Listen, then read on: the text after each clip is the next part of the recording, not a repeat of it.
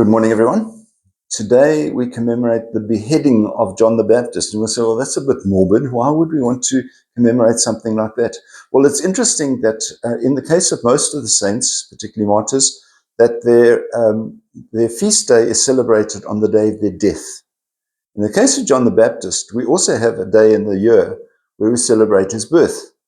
And that's quite interesting because I think it's really only just Jesus who does that as well. We celebrate Christmas and Easter. So John the Baptist is quite significant. He was the second cousin of Jesus. As you know, that Mary and Elizabeth were cousins. So Jesus and John were second cousins. Don't seem to have been very close together because John the Baptist ended up wandering off to the desert and being a bit of a hermit and living on locusts and wild honey and so forth. And Jesus knew of him, and he came to him for baptism. We remember in the River Jordan. And when he came past, Jesus didn't sort of embrace and say, "Hey, John, nice to see you again," kind of thing.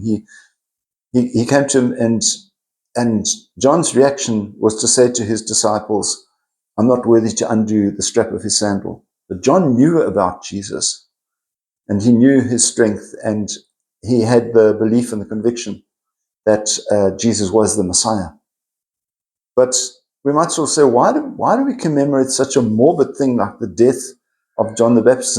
It was quite a meaningless death as well. I mean, it was just at the whim, if you like, of a jealous and illegitimate wife of a very weak leader, Herod, who had married his brother's wife. Not supposed to do that. And the reason why he was unpopular was because John the Baptist had actually criticized that.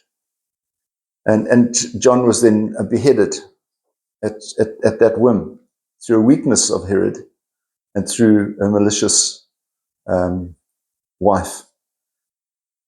You know, martyrs are those who we acknowledge had the conviction to be able to stand up for it. And we've seen a few martyrs around the last couple of weeks.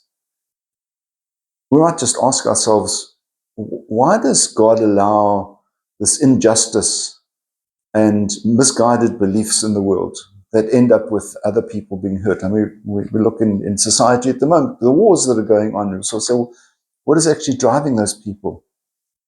And in most cases, it's greed.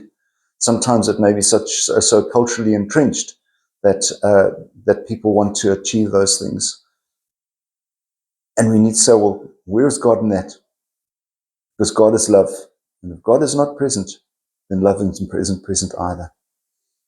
Have a wonderful day. Keep yourself safe. We'll see you over the weekend. God bless. Bye-bye.